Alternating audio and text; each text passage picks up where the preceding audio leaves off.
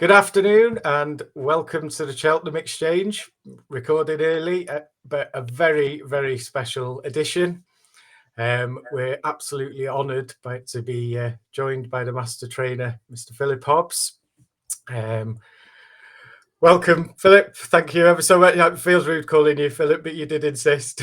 Yeah, absolutely, and I think you're going a bit over the top. We have trained a few winners, but so plenty of others. No, thank you ever so much. We're really looking forward to this. And we've got Alex. How's things, Alex? Wedding yesterday. Your head's feeling fine? Yeah, I've just about recovered, OJ. Had a couple too many pints of Guinness than was expecting to, but yeah, all good. It wasn't your wedding, I hope, was it? No, it wasn't. No. Excellent. So yeah, we're going to try and just keep it to about half an hour of your time, Philip. As I say, we really do appreciate it. Before we get straight into things, I think it would be pertinent just to mention the tragic news yesterday about young jockey Tommy Jakes, and it's hard to know what to say at such a time, but just to pass on condolences to all family and friends around that tragic news. Yeah, it's awful, isn't it? Yeah. There's a few of these happening in racing, but I suppose there is in all walks of life, really, isn't it? But terrible. It's tough times, but yes, thoughts are with everyone. So yes, Philip, what can we say? 40 years training, is it now? Over 3,000 winners. It doesn't seem that long, but it is, yeah. Fantastic. Wow, where do you start? I think 19 festival winners, the likes of in my mind, Rooster Booster winning Champion Hurdle 2003, and then runner up to Hardy Eustace, I think 2004. Flagship Uberales winning Champion Chase. Incredible, absolutely incredible history. I mean, my favourite those Balthazar horses you mentioned have been amazing, and there are a few horses that are remembered as well as those. I mean, obviously there's the Cato Stars and all those sort of horses, but some of those horses you mentioned, we were very fortunate to have them, and actually you probably only miss them once they've gone, really, because you don't realise at the time what they've achieved. Yeah, absolutely.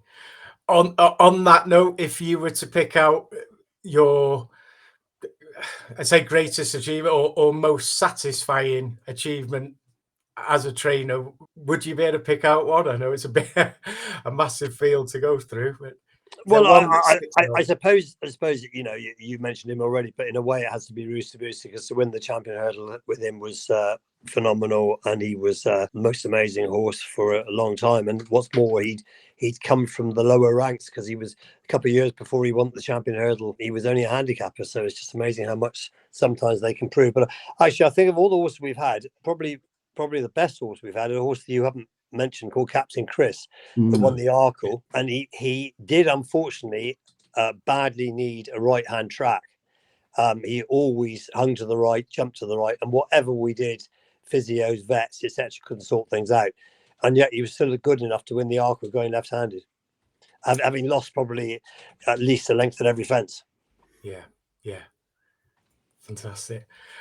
Alex is a massive Balthazar King enthusiast, as you've put there. Yeah, absolutely. I thought he was brilliant for you, Philip. He was a real sort of, when I sort of first started getting into racing, he was a real sort of star to me. Yeah, and actually mentioning him, sometimes horses which aren't at the top end but win lots of races and are around for a long time can give you just as much fun.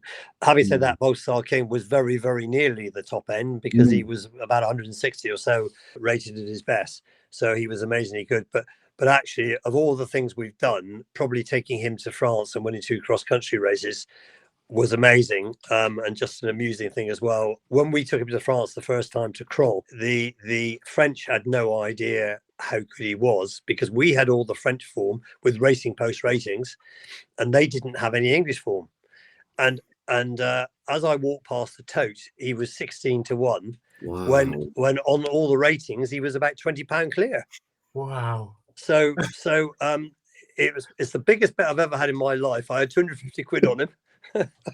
And obviously lots of owners there on the day as well, and friends. They all backed him, the totes at the racecourse at Cron, they had no cash left whatsoever. Really? They had to give us checks.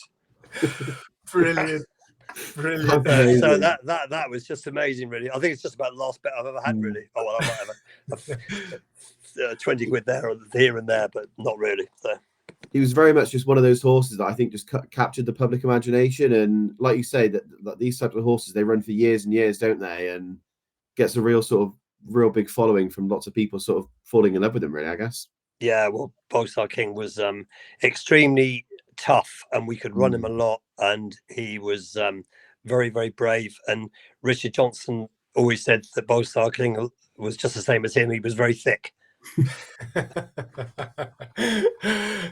You mentioned Richard Johnson there, obviously. I mean, your names are kind of in sync for decades. Do you still keep regularly in contact with Richard? Oh, very much so, big time, because actually my wife Sarah has 2 broodmares with him, and which we share with him. Actually, we own half each, so we've got youngsters coming on from that. And we see him regularly racing because he does bits and pieces for ARC and one thing and another. So yeah, we see him a lot, really. So no, it was amazing. We never had one cross word in 20 years.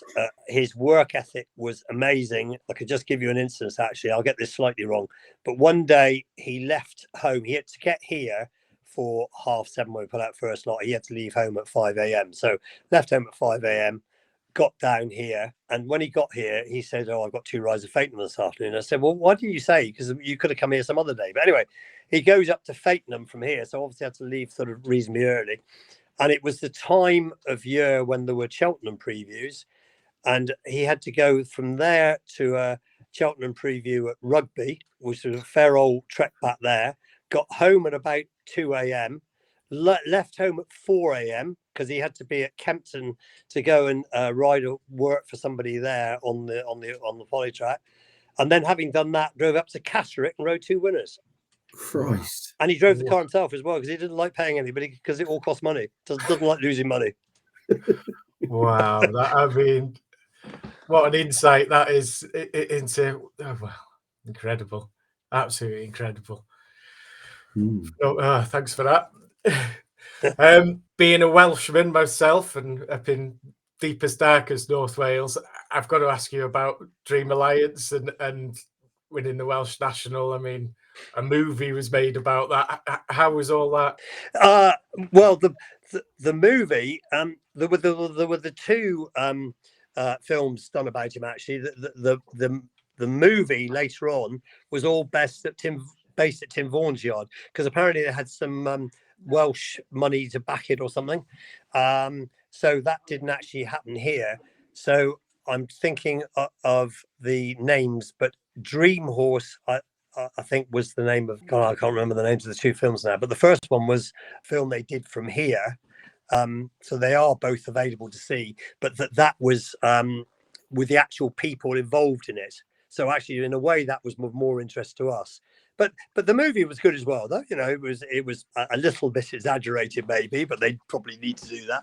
But yeah, it was great, actually. But I mean, the horse was amazing, really. I mean, to go and win the Welsh National, bred by people, and I mean, I went to where he was bred up in the Welsh mountains, and you know, it literally was on an allotment, and just staggering, really, that he ended up doing what he could. You know, brilliant. I've got one of my recent favourites of yours, probably because I've had a bit of success backing him, which is very, very rare for myself. But Zamza, and I just wanted to ask, I mean, his record around Newbury is incredible, and I just wanted to ask, how much of a factor is it? And is it just that the horse just loves a track, or is it all the environment around it? What do you think the reason is that horses particularly perform in one place so well? Well, he was an extreme case. I mean, it was just amazing, as you rightly say, how different his form was at Newbury to anywhere else, and there was no obvious real reason for it. I mean, he didn't have to have a flat track, or he didn't need to go left-handed. But Newbury seemed to suit him so well, and he was actually our 3,000th winner when he won there in February time. And yeah, he was very, very good. And actually, like a lot of our horses, he's got a great home now. He's only about 5 miles away from here at a place called Porlock, just the other side of Minehead, and he's got a great home there where he's used as a riding horse, and he goes hunting occasionally. So that's worked really well. Excellent. More recently, obviously, I think 2023, you took out the dual license with Johnson White, and I believe was he your assistant for a long time prior to that? Absolutely. In fact, I think he came here in 1992. I think. Right. So 30 years ago. So he's been with us a long time. We know the family very well. In fact, his brother Charlie, his younger brother, was actually a page boy at Sarah and my wedding. So we go back a long way. Yeah, I mean, Johnson, obviously being younger, has been a help to get a few extra owners in, and a few partnerships he's running. So that has been a help to keep the business going. Excellent. Yeah, I was going to ask how, if it changes the dynamic at all, or how things change. Obviously, I spoke to you earlier in the week and you were on your way to Newton Abbott. I think the day before Johnson was down in Foss last. Would that have been the way things worked previously, or do you kind of share that travelling workload a bit more than you used to, or has it not really changed anything? It has changed. He goes racing a lot more. He didn't used to go racing very much at all because he was assistant trainer and also ran the yard on a daily basis. So he's out of the yard more than he was. And the way it works here with the dual license, which might be the difference to some other places, essentially Johnson has some owners that have got horses with us because he knows them well, and he actually talks to those owners and goes racing with those owners when their horses run. And I do the same with my owners. So in a way, we've got sort of a bit separation here now with some owners that are Johnson's owners and some that are mine. So, look, it works fine. It's good. Excellent. Don't want to hog things in. So one of the things I wanted to a bit disjointed, but wanted to touch on. Obviously, we've spoken about Richard Johnson and Richard Dunwoody. Obviously, rode a lot of horses for you, another great jockey. There's a current jockey who I certainly think has a big future, who seems to be riding a bit for you at the moment. Callum Pritchard. I mean, can you tell us much about Callum? Yeah, he potentially is very, very good. Right, so Callum, he's Welsh. Yeah. Well, actually, doesn't speak with a Welsh accent, not like Ben Jones does, but he's Welsh. He actually started in hunt service up in the north of England in Northumbria. So he was with a hunt up there. I've forgotten which hunt it was, but so he was, as they say, in hunt service. He then went back to Wales and started riding a point or two. He then came here and was here for, I think, 3 years before he had arrived for us, but he had ridden us a few points. He rode his first winner for us at Ludlow a couple of years ago in an amateur riders handicap chase. He then, had a pretty good season and was second in the conditional jockeys title. And then this season, he's actually moved to Ben Pauling's because Ben had a lot more opportunities for him than we did, but we've still been using him a lot. So he's actually based at Ben Pauling's at the moment. But he is a very good rider, yeah, and certainly very good value for his £5 claim anyway. Yeah, I think it was yesterday I realised that he's still got the £5 claim, which must be incredibly valuable, considering the way he has ridden the last couple of years. Yes, absolutely, very much so. Yeah. Thank you, Alex. Do you want to jump in? Yeah, just wanted to ask you, Phil. Obviously, you've been in the game obviously a long time and seen a lot of changes to the fixtures and the schedule and the Cheltenham Festival, etc. What did you make of the changes that were made last year, where they converted a lot of the races to handicaps? I mean, personally, I think some of them were good decisions. I think the cross country moving back to a handicap was a good decision. If you look at the people that had won it, it was pretty much only won by Gigginstown and JP McManus, wasn't it? While it was a graded race, but I think now it's back as a handicap. I think it's better. But I mean, what are your thoughts overall around the sort of the changes around the Cheltenham Festival? I suppose to sum it all up, actually, quickly, Cheltenham Festival. Obviously, we have a big problem in the last few years, and a lot of the Grade 1 races having very few runners in them. which, answering your question about the cross-country race, of course, if it's a handicap, you're going to have more runners and a more competitive race. Yeah, I don't really... The reason we have so few runners in Grade 1 races are twofold. One, I think trainers are less likely to be running unless their ratings would suggest they have a very, very good chance. So therefore, the number of runners have gone down. But also, maybe, is it a fact that we've actually just got fewer horses in training in England and Ireland at the real top end? Mm-hmm. And there's so few horses that are able to run in those Grade 1 races. Mm-hmm. So I think those two things together make a difference. As far as having handicaps concerned, Cheltenham instead of these races, I mean, I suppose really it's what we have to decide is, do we want the real best horses running against each other at level weights, or do we want a better betting race? And I think really the answer is we probably need both. Yeah, no, I totally agree. It's a mix of the both. Obviously, they're trying to make changes to make things better. It's just, I think there'll probably be a few iterations of changes down the years, aren't there going to be, to try and at least try and bring something back? Yeah, and I mean, they're continually looking at it and will alter things accordingly. So, I suppose we will find out in time.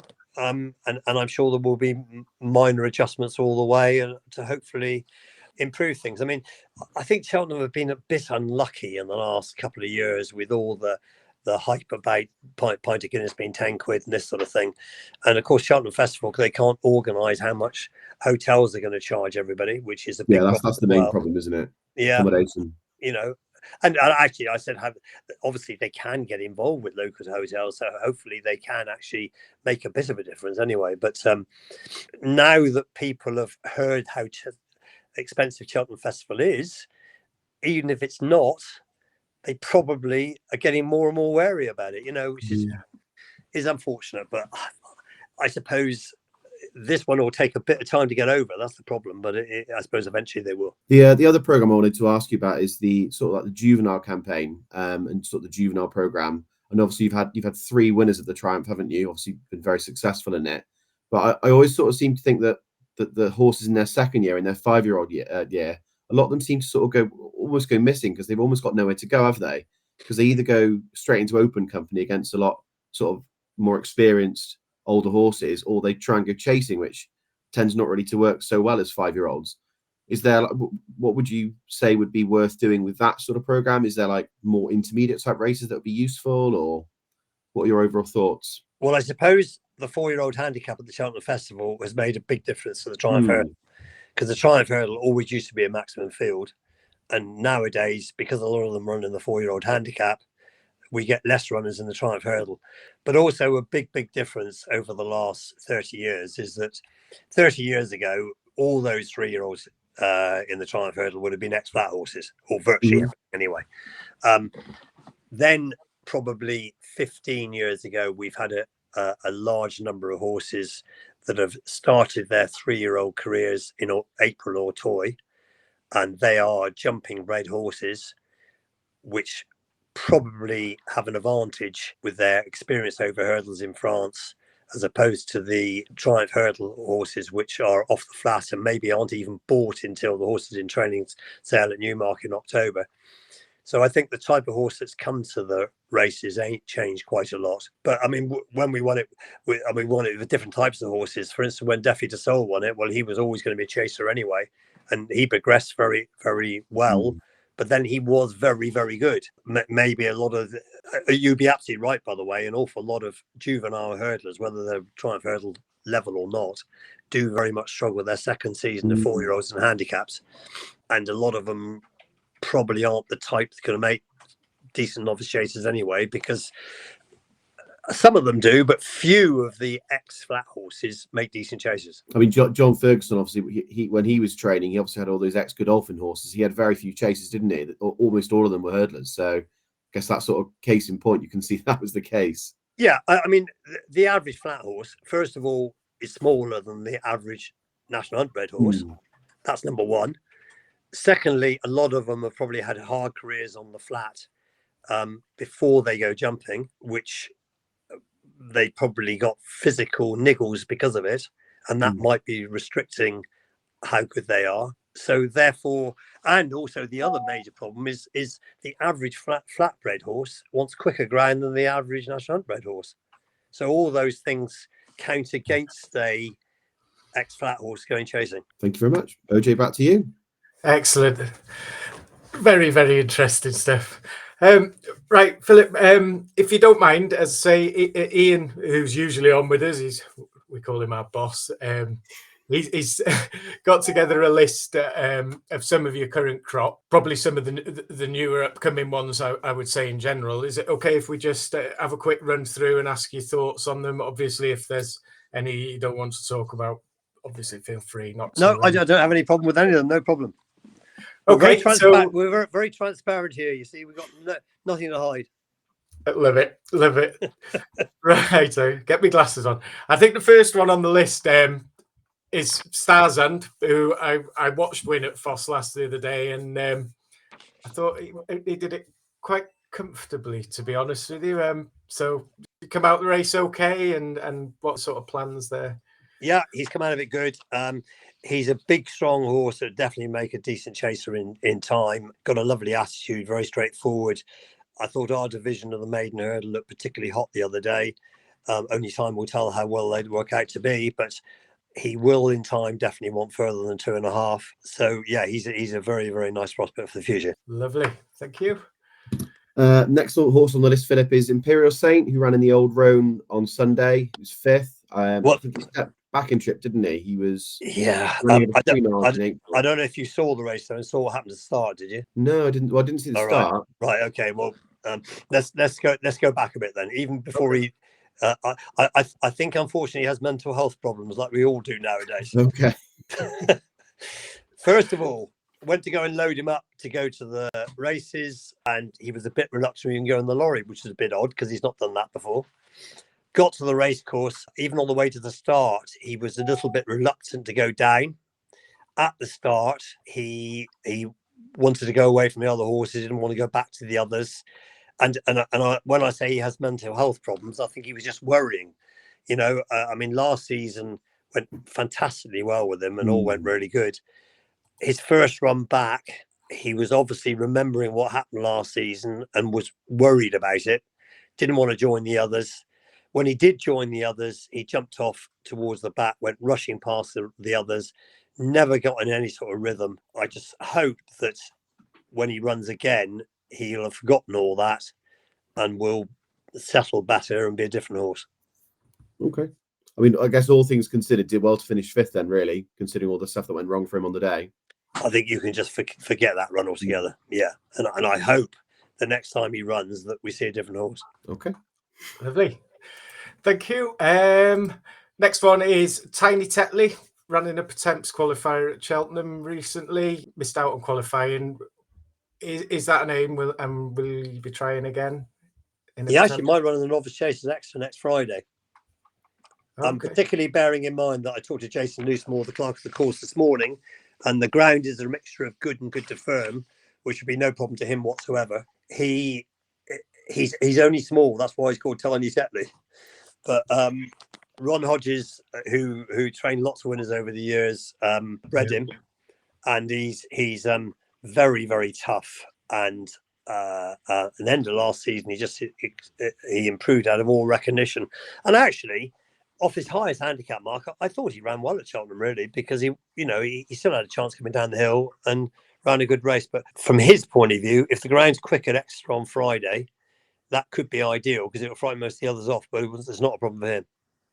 Oh, lovely. Like the sound of that. Thank you. Next two, Philip, both ran at Cheltenham in that 2.5 mile handicap hurdle. Obviously, Friendship winning, and then Saint Anna Polino, obviously 6th. How are they both? I see Friendship's gone up, what, £8 for that race? Although gone up 8, yeah. He was very impressive, I thought. He's probably still very much an improver. It took him 3 runs in bumpers to go and win his 3rd bumper at Haydock, and that form was massively better than his first 2 runs. And the same happened over hurdles a bit. To start with, he looked like he might struggle to win a novice hurdle, and he's improved all the way through. And I can't think how much his rating went up in the spring, but Yeah, 20 odd pounds he went up, I think, after Christmas, something like that anyway. So, and won 3 races doing so. So, yeah, it just takes a bit of time for him to click. Whether that will happen over fences as well, I don't know. But anyway, I think we'll think about the Novice Chase Extra on Friday. It is a small possibility that he could even get back on the flat. He's never run on the flat in his life, but he likes fast ground. You know, those staying handicaps on the flat, like the Ascot Stakes at Royal Ascot and the Cesarewitch and the Northumberland Plate that we've won before, you know, those races, there's massive prize money, you know, and if you've got a horse that can run reasonably often, I mean, they pick up a lot of money, you know. So definitely that could be an option with him. But look, we've done the hurdling bit. We're going to try the Novice Chase idea and then go from there. Lovely. Sounds good to me. Right, next one, Cap Vert ran last week, second last week at Fontwell, I think. Yeah, we were pleased with his first run back. I must say, I hoped he was an improver and thought he might have won. But look, he ran a good race. He ran very well. He might just go to the Cheltenham meeting, the November meeting, where they have a 2.5 mile conditional jockey's handicap hurdle. He could run there. Next on the list is it Manuelito? Actually, we didn't talk about Friendship anymore, did we? Because we. Oh yeah, sorry, I'll go back to Friendship. Oh, gosh, yes, that's my fault. Sorry. Yeah, that's right. That's right. So last season we thought he wanted better ground. I'm actually not so sure now because now he's got a bit older. Some of them want a bit further and a bit softer ground. So we'll see what happens in the November meeting. But soft ground wouldn't put me off anyway. He'll probably run in the November meeting. There's an intermediate hurdle there, a 0 to 140. So I think he'll probably run in that. Softer ground could be an advantage. I think he'll end up in time 1 to 3 miles as well. Okay, lovely. And Manuelito, he could be the opposite. And from Friendship, same ownership, in that he's probably best at 2 miles, and he's probably best on better ground, and possibly needs a flat track. He actually worked well this morning. I wasn't going to give him a piece of work because I wasn't quite sure we were going to run him, but there is a 2 mile handicap at Windsor or Ascot. Ascot's obviously not flat. Windsor could be flat, but likely to be soft. So for both reasons, might not be ideal. I don't know. I'm not quite sure where we're going to go with him, but he's a nice horse. But I saw he was up £5 for his last win. Is that still sort of workable mark for him, you think? I would hope so. I'd be more confident with Friendship than it is with him, but I'm not sure. Okay. Some spring special. She won a mare's handicap chase Chepstow, was it? Yeah. Nicely. She actually had a very minor injury afterwards, and it won't sound very nice, but she's cracked a splint bone, which is just below the knee. No, she was only slightly lame on it. It wasn't that lame at all. But she's going to need a month off or 6 weeks off. It may be that she wants better spring ground, but I'm not, which her name would suggest as well. But I'm not sure about that, and I think maybe we'll talk to the owners about it. The way might be to run her again in sort of February time or something, and then she could run through the spring on better ground. But I'm not certain she wants better ground, but she probably does. Next on the list is Call Me Legend, who won a bumper at Newton Abbot earlier in the year, and then came fourth on debut over hurdles early this month. What are your thoughts about this one? I don't think he's going to be top end, but he's got a lovely attitude. He's very tough and worked well this morning. I think he might well go to Fontwell on Friday. Maiden hurdle there. He could well win over 2 miles, but he will be better over further. But my thought a bit was that he was fourth the other day. If he gets in the first 4 again next time, then we'll get a handicap mark, and then we'll probably up the trip after that. So, okay. Mind you, he might not need a handicap to win, but mark to win. But at least we've got the option then. No, absolutely. Next one is Captain Hugo, Soldier of Fortune. Sire, is it one for hurdling this season? Oh, very much so. In fact, next week he could well run at Newbury on Thursday. His first bumper at Hereford was okay, and he hung a bit and was a bit green. But he won very, very well at Worcester. He could well be an improver. Well, as a Tottenham fan, I was wondering if there's a link there. Captain Hugo, thinking of, wonder whether he was named after Hugo Lloris, Alex. Do you know, I've got no idea why he got his name. I don't know. Next on the list, I imagine we'll get a lot of support next time after the Ryder Cup exploit, is Lowry's Bar. I know that quite a lot of people fancied him for sort of like an Ultima or one of those sort of staying sort of Premier handicaps. What are your thoughts on him for the season? I see he's in for the Coral Gold Cup, isn't he? He is, yeah, and I think now we were thinking of running him at Wincanton next weekend in the Badger Beer, but Okay. I think with the way the weather's gone, Wincanton's because they're going to be quick, so I think he'll go straight to the Coral Cup and won't run before. Okay. He is our highest rated horse in the yard at the moment. His plan for the season will depend on how he runs at Newbury. Okay. Lovely.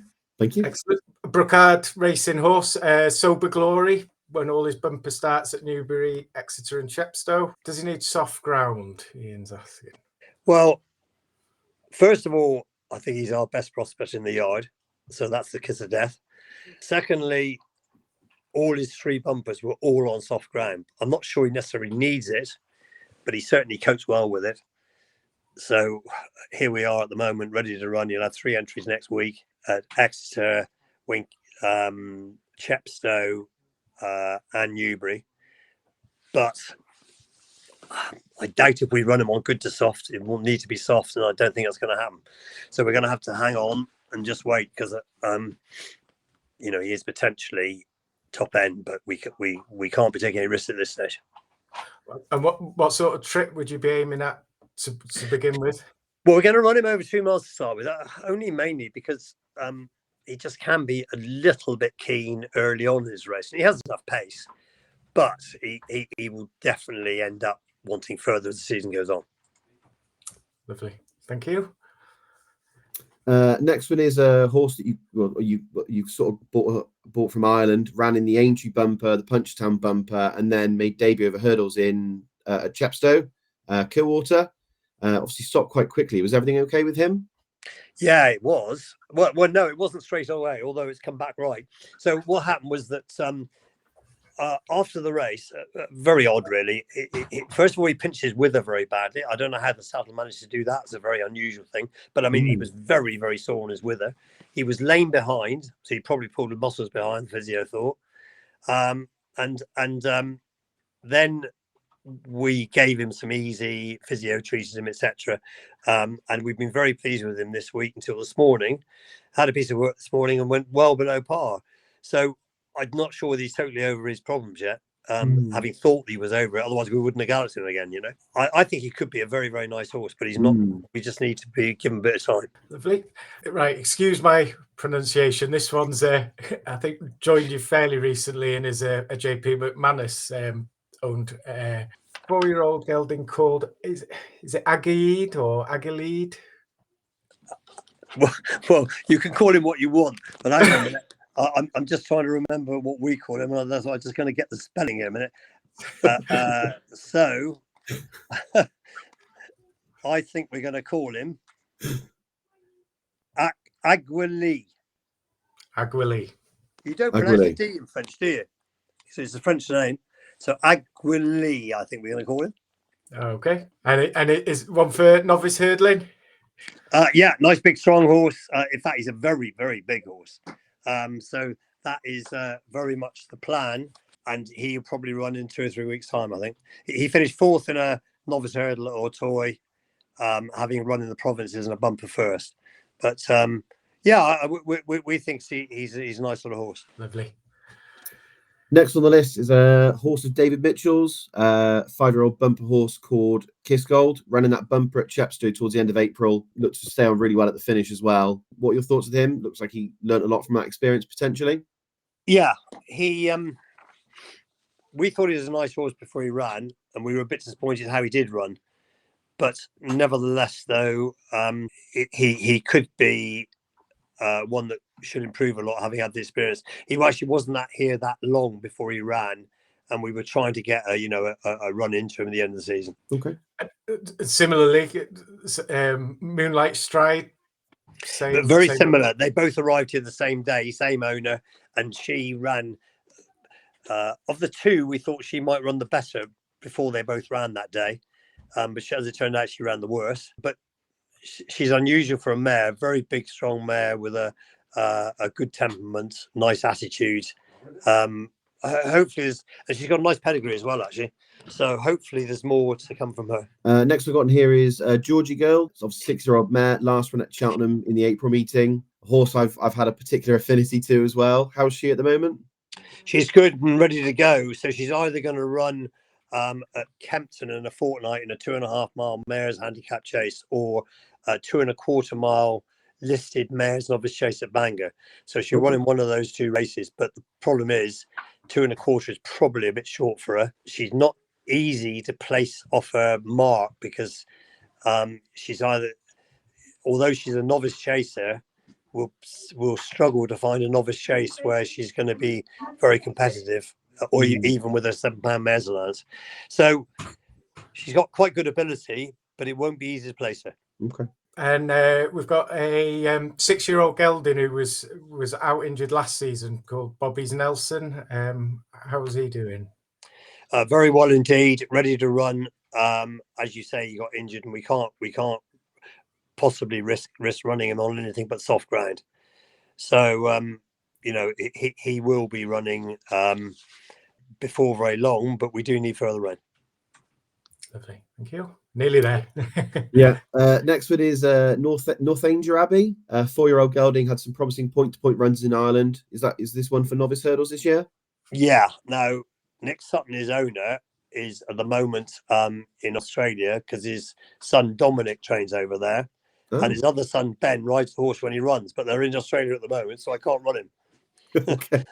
So Ben and Nick will be back from Australia, I think about the 10th or 11th of November. So we'll be able to make entries from there onwards. So an entry sometime after that, then. Okay. That's it. Love it. Love it. We've got the hardest geezer, hurdle rating of 117, last seen at Ludlow in February, but previously when maiden hurdle at Taunton. Is he one for chasing potentially this season? You've missed his run at Newton Abbot on which day was it? Wednesday. He finished second on Wednesday at Newton Abbot. Okay. And was much too keen, which has been a problem with him before. Finished second, ran well. But sure, he's actually finished the race off well, considering how hard he pulled. If he settled better, he will be winning for too long. And I would think he needs another run or two over hurdles to get to settle before we can think about chasing. Okay. Lovely. Thank you. Philip, do you know if he was named after the guy that ran the length of Africa? Because he was the first guy. Yeah, I know the fellow you mean. I remember reading about it. I don't know.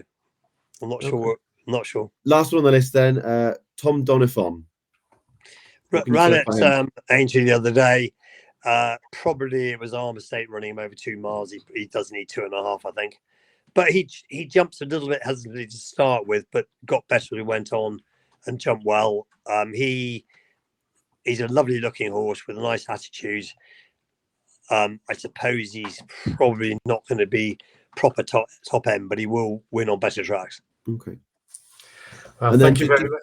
Yeah, just a couple more quickly, if I could fit. I see you've got a couple of entries over the next sort of few days. You've got one on Sunday, Paddy and the Caddy, and then like next week you've got a couple of entries for We Seek Her there. What are the sort of thoughts on those horses running soon? Right, so Paddy and the Caddy does run on Sunday at Huntingdon. He's won there before. Ideally, he probably wants 2.25 rather than 2 miles, but for his first run of the season, that'd be fine. But he must have a right-hand track. So there's 9 runners. I think he'd have a decent each-way chance anyway. Okay. Sorry, the other one was? I think you got We Seek Her there, and then Meridian Way as well. You've got entered as well. Yeah. So we entered her in a 0 to 100 at Warwick on Tuesday, handicap chase 2, as her last rating was 102 when she ran over hurdles. But I see they're giving her 97, so that's pleasing. And I'm not sure where she'll run, but she has had an injury before, and therefore wouldn't be running on anything quicker than good to soft places. So I suppose it might not be next week, but she does have an entry for Warwick Tuesday as well as Shepso Wednesday. So we'll see how the week goes on. See where the rain comes, if it comes. That's it. Yeah. It's arrived up here, that's for sure. Where are you speaking from? I'm based in well, just North in Wales, you say? Snowdonia, Oh, near a right. place Yeah. called Yeah. Bethesda. Yeah. Yeah. And Alex is in I'm Cheltenham. Cheltenham, yeah. Oh, okay. Right. Very handy. Well, So yeah, fantastic. That was absolutely fascinating and highly informative. So really do appreciate that. Thank you. I'm conscious that we've kept you much longer than we said we would, but if Alex could just throw a few more fun quick fire questions at you. And I've got a few quick fire questions we've been asking a few of the other trainers as well, Philip. So probably another 5 minutes if that's okay. yeah, I'm not very quick, mine, so you have to give me a bit of time. Not very Okay, quick for quick fire questions. So some of them are racing related, some of them are non-racing related. So I've got no chance with those. None at all. Oh, it's not quiz questions. But yeah, so firstly, what's your favourite race outside of the spring festivals? I think Punchestown. Punchestown's fantastic. End of season, good atmosphere. It's a beautiful place. We love going there and been lucky enough to plenty of winners there. So a lot of days though, isn't it? It sounds like it's a long old stretch. It is, and actually just quite interesting, compared with all the talk about Cheltenham having 5 days, etc. I mean, Punchestown, they have a lot of all very ordinary races there. But I don't think it makes the meeting more moderate for it. There's talk about having Saturday at Cheltenham or an extra day. I mean, I wondered actually whether they could have an extra day at Cheltenham, just handicaps, rather than the main thing. But no, it's Punchestown's really, really good. And, I mean, the Galway Festival goes on for a long time as well, with ordinary races and flat races as well in between. So it doesn't have to be all high quality racing, does it? No, not at all. Absolutely. What would you say your favourite racecourse to visit is? Well, because I'm a director at Newnabbit, I must say Newnabbit Racecourse.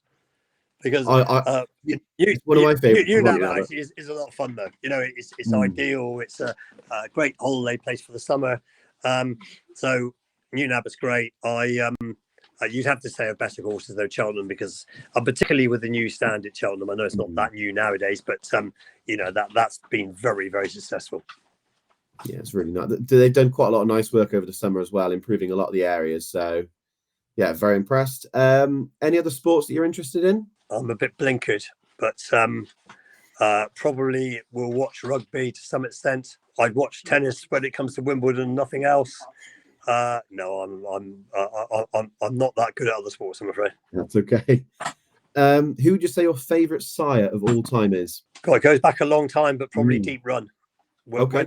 I mean, that's 30 odd years ago. But mind you, like all these talents, he has a big influence even now. So, he was phenomenal. But I mean, flat racing, the dynasty that you've got with Sadler's Wells from Coolmore and going on to Galileo now, and that will be there for a long, long time. It's amazing, really, how that's it goes for so many years and with so many horses afterwards.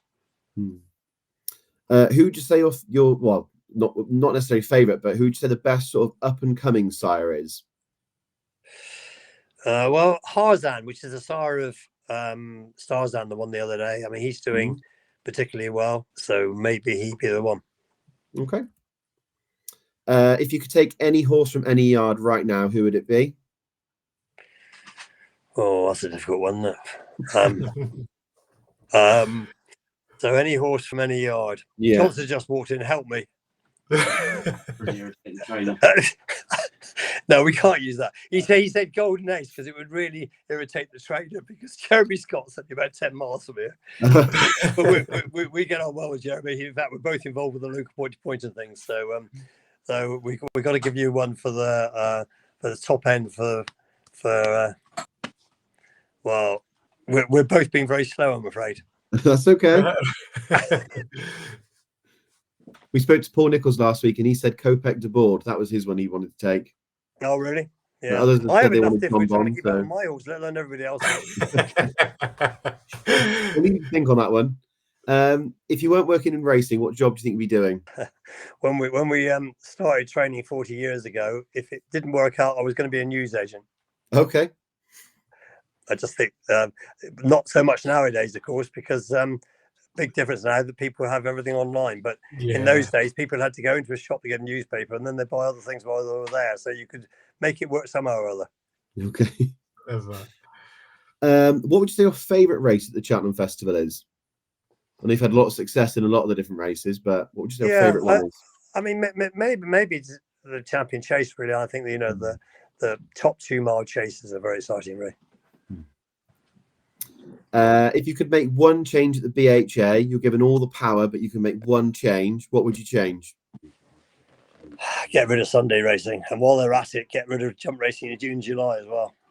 Yeah, I like that. I'm sorry to be negative, but I'm afraid that that both of them haven't helped at all. We don't get that many spectators on Sunday. It's very expensive running horses on Sunday. And summer jump racing is struggling. There aren't enough horses to go around for June and July racing as well. All you do is have bigger fields in the winter, then, wouldn't you? Because the horses got to run sometime. So yes, and some of them aren't going to cope with obviously soft ground, and therefore we'd run the old horse in the summer as well because they aren't going to cope with soft ground. Particularly when we used to buy quite a lot of ex-flat horses. We don't buy too many nowadays because they're more expensive to buy, and we've probably gone more the point-to-point route. But the new Lion. What about him? You can have him. Perfect. Yeah, you can have him. Yeah. And finally, got there eventually. Yeah, got there eventually. With Johnson's help, by the way. Who would be your dark horse for the season? Oh, hang on a minute. I'm gonna have to go back to my list. I said I'd be slow, didn't I? No, it's okay. Oh, not a problem at all. We've got the power of editing. Yeah. Okay. Yeah. Oh, that's not help anyway. A horse called Limier d'Artel. Okay. I'll spell it Limier. Yeah. D apostrophe. Yeah. Arthel. Okay. He's won a bumper in France. Lovely big strong horse that will jump fences one day. 4-year-old. So hopefully we'll do well over this season. Lovely. Thank you very much. Back to you. Excellent. Well, yeah, I mean, it's just been fantastic talking to you. Way over the half an hour that I promised you we would take of your valuable time, but it's just been fascinating to listen to, and cannot thank you enough. It really has been great from both of us and from the lads who weren't able to make it today. We're just a huge thank you. Wishing yourself and Johnson, obviously, and everybody in the ad all the very best for the upcoming season. And once again, thank you ever so much for your time. No problem whatsoever. I've enjoyed taking part. Thank you very much. And to people out there watching, we hope you enjoy, and we'll be back again soon. Thank you and goodbye.